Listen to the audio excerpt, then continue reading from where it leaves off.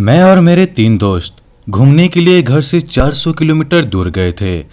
दरअसल हम चारों दोस्तों को घूमना बहुत पसंद है।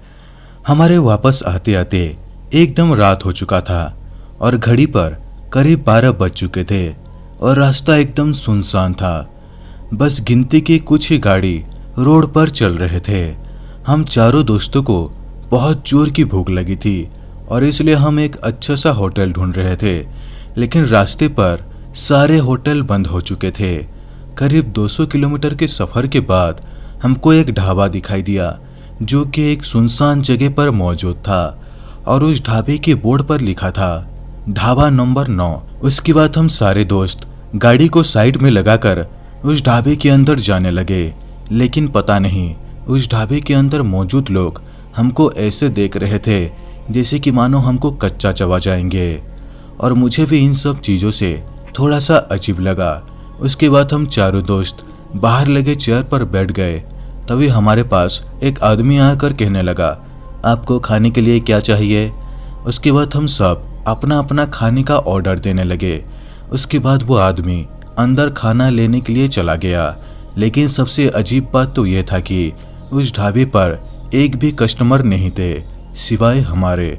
उसके बाद वहाँ पर मौजूद एक आदमी से पूछने लगे कि यहाँ पर एक भी कस्टमर क्यों नहीं है। उसके बाद वो आदमी कहने लगा, ये ढाबा हाल ही में खुला है इसलिए ज़्यादा लोग नहीं आते, आपकी तरह धीरे धीरे लोग आने लग जाएंगे। लेकिन उस ढाबे को देखकर लग ही नहीं रहा था कि ये ढाबा हाल ही में खुला है, बल्कि ऐसा लग रहा था कि ढाबा 30 साल पुराना है। कुछ देर बाद एक आदमी हमारा ऑर्डर लेकर आया और हमारे सामने मौजूद टेबल पर रख दिया। उसके बाद हम खाना खाने लगे, लेकिन तभी मैंने जैसे ही मेरे सामने रखा चिकन को देखा तो उसमें से एक अजीब सा चीज चमक रहा था। उसके बाद जब मैंने ध्यान से उस चमकते हुए चीज को देखा तो वो किसी लड़की का पायल था।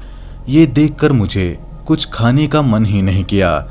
उसके बाद हमने वहाँ के ओनर को बुलाकर जब उसके बारे में पूछा तो वो ओनर अपनी गलती को एक्सेप्ट कर लिया और वहाँ पर काम करने वाले लोगों को बहुत गाली दिया।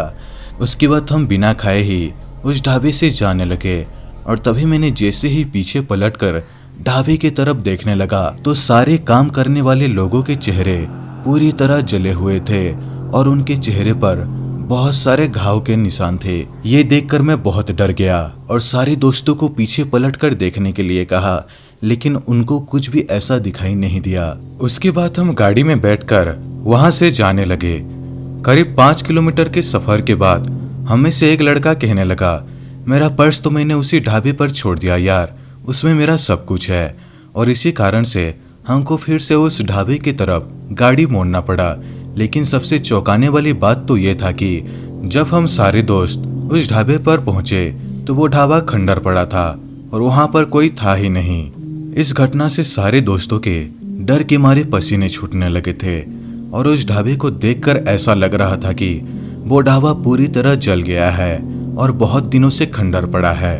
और अजय का पर्स वहीं पर मौजूद एक टूटे हुए टेबल के ऊपर पड़ा हुआ था। उसके बाद अजय अपना पर्स उठाकर कहने लगा, चलो यहाँ से जल्दी चलते हैं, मुझे कुछ ठीक नहीं लग रहा यहाँ पर। उसके बाद हम गाड़ी में बैठकर तेजी से वहाँ से भागने लगे और आज भी जब मैं उस हादसे को याद करता हूँ तो मेरे रोंगटे खड़े हो जाते हैं। तो दोस्तों ये स्टोरी कैसा लगा नीचे कमेंट करके जरूर बताना। दोस्तों अगर वीडियो अच्छा लगा हो तो वीडियो को लाइक करें, शेयर करें और इस चैनल को सब्सक्राइब करना बिल्कुल भी ना भूलें। तो दोस्तों मिलते हैं अगले वीडियो में, तब तक के लिए धन्यवाद।